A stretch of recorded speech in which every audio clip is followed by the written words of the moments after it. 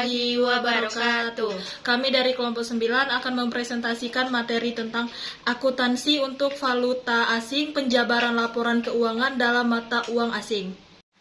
Ada laporan keuangan dan mata uang pelaporan. Transaksi dalam mata uang asing dicatat dalam mata uang asing fungsional entitas, sehingga menimbulkan selisih kurs dan selanjutnya disajikan dalam laporan keuangan.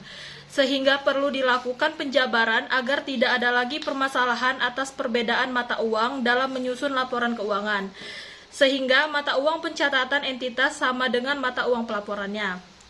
Yang pertama ada mata uang penyajian dan mata uang fungsional. Mata uang fungsional adalah mata uang pada lingkungan ekonomi utama di mana entitas beroperasi. Mata uang penyajian adalah mata uang yang digunakan dalam penyajian laporan keuangan. Entitas tunggal yang mencatat transaksinya dalam mata uang fungsional dan menyajikan laporan keuangan dalam mata uang asing atau sebaliknya. Misalnya, jika transaksi dicatat dalam mata uang dolar Amerika Serikat, maka informasi atas laporan keuangan yang dihasilkan juga dalam dolar Amerika Serikat. Namun, karena mata uang penyajian adalah rupiah, maka informasi keuangan tersebut harus dijabarkan ke dalam rupiah. Berikutnya, entitas anak atau asosiasi atau cabang yang mencatat transaksi dan menyajikan laporan keuangan dalam mata uang fungsionalnya, namun entitas induk atau investor atau pusat memiliki mata uang fungsional atau penyajian yang berbeda. Mata uang asing bagi entitas anak atau asosiasi atau cabang atau sebaliknya. Informasi atas laporan keuangan yang dihasilkan dari pencatatan sudah sama dengan mata uang penyajian. Namun, untuk tujuan konsolidasi laporan keuangan harus dijabarkan ke mata uang penyajian entitas induk atau investor atau pusat. Misalnya, jika mata uang pencatatan dan penyajian entitas anak adalah rupiah dan penyajian entitas induk dolar Amerika Serikat, maka laporan keuangan entitas anak harus dijabarkan ke dalam dolar Amerika Serikat. Yang kedua ada metode penjabaran laporan keuangan dalam mata uang asing.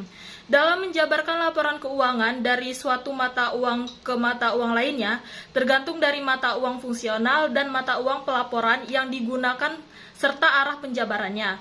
Apakah dari mata uang fungsional ke mata uang asing atau sebaliknya? Menurut PSAK 10 terdapat dua pendekatan, yaitu yang pertama metode translasi. Metode ini akan digunakan jika penjabaran laporan keuangan dilakukan dari mata uang fungsional ke mata uang asing. Metode ini diterapkan dalam kondisi yang pertama entitas tunggal yang mencatat transaksinya dalam mata uang fungsional dan menyajikan laporan keuangan dalam mata uang asing. Yang kedua, entitas anak atau asosiasi atau cabang yang mencatat transaksi dan menyajikan laporan keuangan dalam mata uang fungsional, namun entitas induk atau investor atau pusat memiliki mata uang penyajian yang berbeda atau mata uang asing. Yang kedua, ada metode pengukuran kembali. Metode ini akan digunakan jika penjabaran laporan keuangan dilakukan dari mata uang asing ke dalam mata uang fungsional. Metode ini diterapkan dalam kondisi yang pertama, entitas tunggal yang mencatat transaksinya dalam mata uang asing dan menyajikan laporan keuangan dalam mata uang fungsional.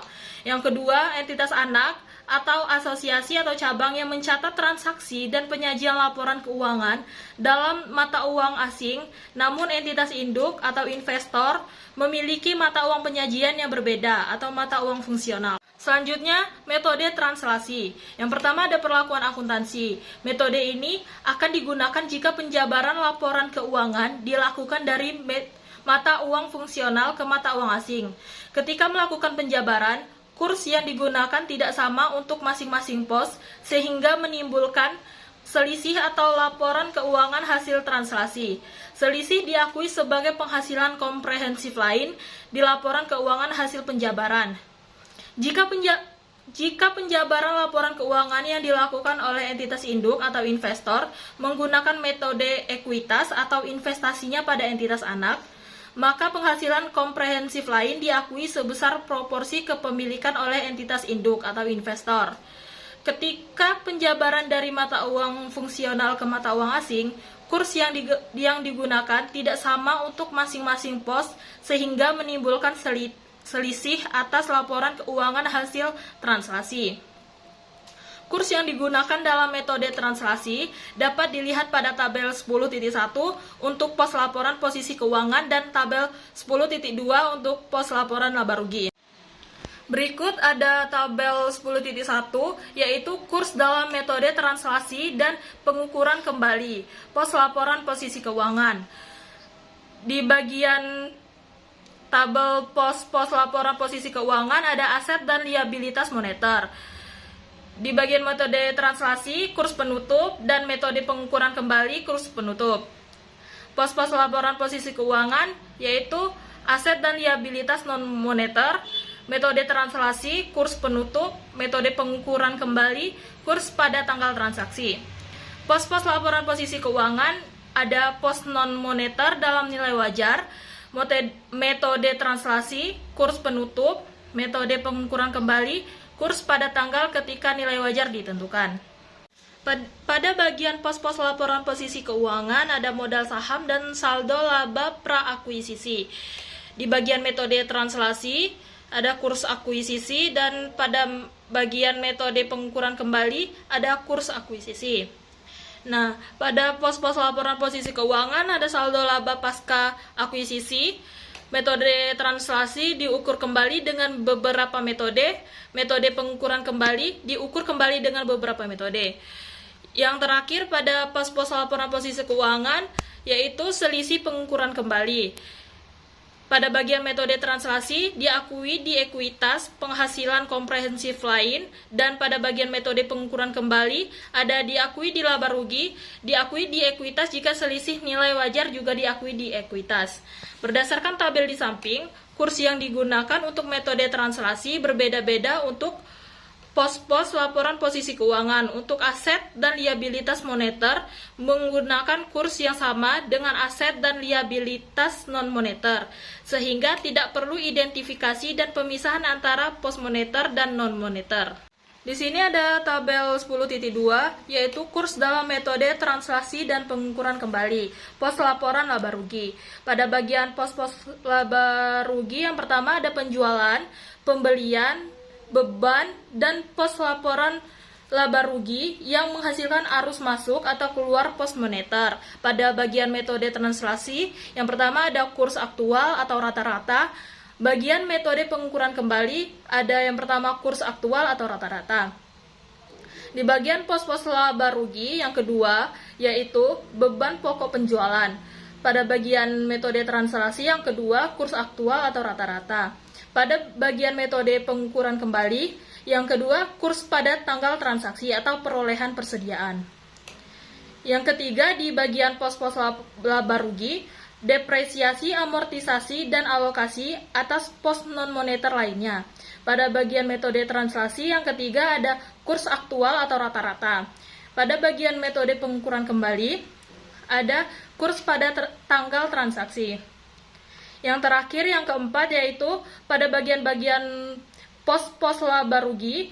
Yang pertama ada dividen dan pembagian laba lainnya. Yang pada bagian metode translasi yaitu ada kurs aktual. Pada bagian metode pengukuran kembali ada kurs aktual.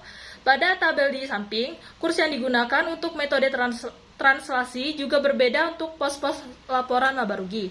Untuk pendapatan dan beban moneter menggunakan kurs yang sama dengan pendapatan dan beban non-moneter, sehingga tidak perlu diidentifikasi dan pemisahan antara pos moneter dan non-moneter. Untuk pos laporan laba rugi pada dasarnya menggunakan kurs aktual yaitu kurs tanggal transaksi.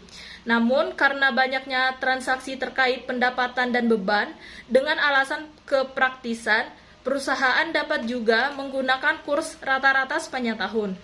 Dividen dan pembagian laba lainnya dijabarkan dengan menggunakan kurs aktual yaitu kurs pada tanggal transaksi. Selanjutnya pada metode translasi terdapat 5 jenis kurs yang digunakan. Yang pertama kurs tanggal akuisisi, yang kedua kurs penutup periode sebelumnya, yang ketiga kurs penutup periode berjalan, yang keempat kurs rata-rata periode berjalan, yang terakhir kurs tanggal dividen. Istilah-istilah yang digunakan pada tabel di atas, Pos-pos moneter adalah unit-unit mata uang yang dimiliki dan aset serta liabilitas yang akan diterima atau dibayarkan dalam jumlah unit mata uang yang pasti atau dapat ditemukan. Misalnya kas, piutang, dan utang. Yang kedua, pos-pos non-moneter adalah unit-unit mata uang yang dimiliki dari aset serta liabilitas lain termasuk dalam pos-pos moneter. Misalnya biaya dibayar di muka, persediaan, aset tetap, dan liabilitas tangguhan. Yang ketiga, kurs penutup adalah nilai tukar spot pada akhir periode pelaporan. Yang keempat, kurs akuisisi adalah nilai tukar spot pada tanggal akuisisi. Yang kelima, saldo laba pra-akuisisi adalah saldo laba pada saat ekuitas diakuisisi oleh investor. Yang terakhir, saldo laba pasca akuisisi adalah saldo laba pada periode setelah ekuitas diakuisisi oleh investor. Yang B, kertas kerja. Dalam melakukan penjabaran laporan keuangan mata uang asing, sebaiknya melakukan kertas kerja. Kertas kerja terdiri dari pos-pos yang terdiri dari pos-pos laporan keuangan dan laba rugi. Informasi neraca saldo dipisah antara saldo normal, debit, dan kredit agar dapat dihitung selisih pengukuran kembali yang dihasilkan. Yang C, penyajian dan pengungkapan. Penyajian laporan keuangan akan penjabaran laporan keuangan pada dasarnya sama dengan penyajian laporan keuangan pada umumnya. Perbedaan hanya pada pos penghasilan komprehensif lain yang dihasilkan dari translasi. Penghasilan komprehensif tersebut disajikan sebagai komponen ekuitas seperti halnya penghasilan komprehensif lainnya. Yang terakhir, pengungkapan dan yang diperlukan mencangkup.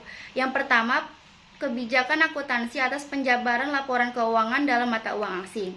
Yang kedua, selisih nilai tukar neto diakui dalam penghasilan komprehensif lain dan diakumulasikan pada komponen ekuitas terpisah. Dan juga harus mengungkapkan rekonsiliasi dari selisih nilai tukar tersebut pada awal dan akhir periode. Yang ketiga, ketika mata uang pelaporan berbeda dari mata uang pensional, fakta tersebut hanya dinyatakan bersama dengan pengungkapan mata uang fungsional dan alasan untuk menggunakan suatu mata uang pelaporan yang berbeda. Selanjutnya, metode pengukuran kembali. Yang pertama, perlakuan akuntansi. Metode pengukuran kembali digunakan jika perubahan mata uang laporan keuangan dilakukan dari mata uang asing ke mata uang fungsional. Kurs yang digunakan tidak sama untuk masing-masing pos sehingga menimbulkan selisih antara laporan keuangan hasil pengukuran kembali. Yang kedua, kertas kerja. Dalam melakukan penjabaran laporan keuangan dalam mata uang asing, sebaiknya menggunakan kertas kerja. Kertas kerja ini terdiri dari pos-pos yang terdiri dari pos-pos laporan keuangan dan laba rugi. Informasi neraca saldo dipisah antara saldo normal debit dan kredit dapat dihitung selisih pengukuran kembali yang dihasilkan. Yang C, penyajian dan pengungkapan. Penyajian laporan keuangan atas penjabaran keuangan pada dasarnya sama dengan penyajian laporan keuangan pada umumnya. Keuntungan atau kerugian pengukuran kembali dengan metode pengukuran kembali disajikan di laporan rugi konsolidasian. Selanjutnya, pengungkapan yang diperlukan mencangkup. Yang pertama, kebijakan akuntansi atas penjabaran laporan keuangan dalam mata uang asing. Yang kedua, jumlah dari selisih dari nilai tukar diakui dalam laba rugi. Yang ketiga, ketika mata uang pelaporan berbeda dari mata uang fungsional. Fakta tersebut harus dinyatakan bersama dengan pengungkapan mata uang fungsional dan alasan untuk menggunakan suatu mata uang pelaporan yang berbeda. Yang keempat, ketika entitas penyajian laporan keuangan atau informasi lainnya di dalam suatu mata uang yang berbeda baik mata uang fungsionalnya maupun pelaporannya, entitas harus yang pertama mengidentifikasikan secara jelas informasi sebagai informasi tambahan untuk membedakannya dari informasi yang tunduk dengan PSAK. Yang B, mengungkapkan mata uang di mana informasi tambahan tersebut disajikan. Yang C, pengungkapan mata uang fungsional, entitas, dan metode penjabaran yang digunakan untuk menentukan informasi tambahan.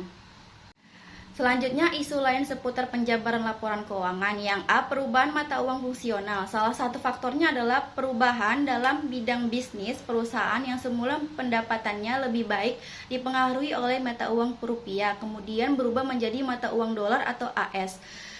Perubahan mata uang fungsional dapat berdampak terhadap pencatatan transaksi maupun penjabaran laporan keuangan dalam mata uang asing.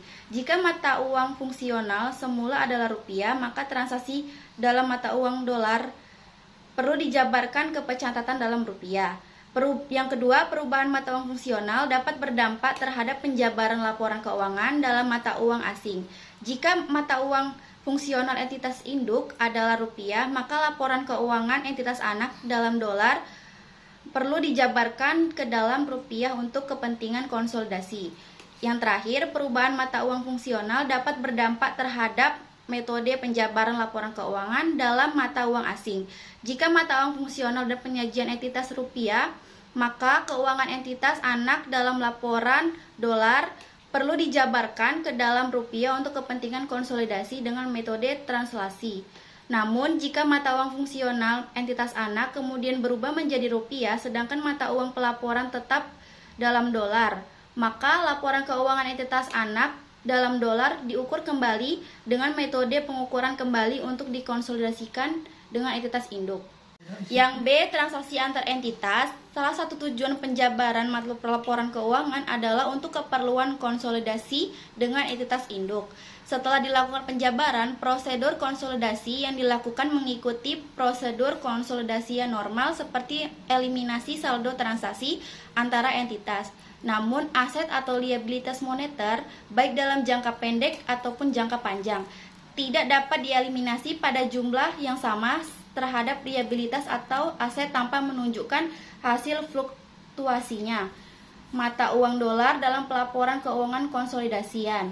Karena entitas memiliki rasio atas keuntungan atau kerugian melalui fluktuasi mata uang, sehingga dalam laporan keuangan konsolidasian selisih mata uang tukar ini diakui dalam laba rugi atau penghasilan komprehensif lainnya. Misalnya, induk yang mata uang fungsional yang menyajikan menggunakan rupiah meminjamkan dana kepada entitas anak yang mata uang fungsionalnya dolar Amerika Serikat. Piutang didominasikan dalam rupiah, artinya entitas anak yang melunaskan menggunakan rupiah, sehingga entitas induk tidak perlu menyesuaikan dengan dolar Amerika Serikat. Namun, utang yang diakui oleh entitas anak perlu disesuaikan dengan perubahan kurs rupiah kepada dolar Amerika Serikat, sehingga terdapat keuntungan atau kerugian selisih kurs pada laporan rugi entitas anak. Selisih ini tidak dieliminasi dalam rangka penyusunan laporan keuangan konsolidasian karena keuntungan atau kerugian selisih kurs terkait hanya diakui oleh salah satu pihak saja atau entitas anak. Itulah presentasi dari kelompok kami akhiri. Wassalamualaikum warahmatullahi wabarakatuh.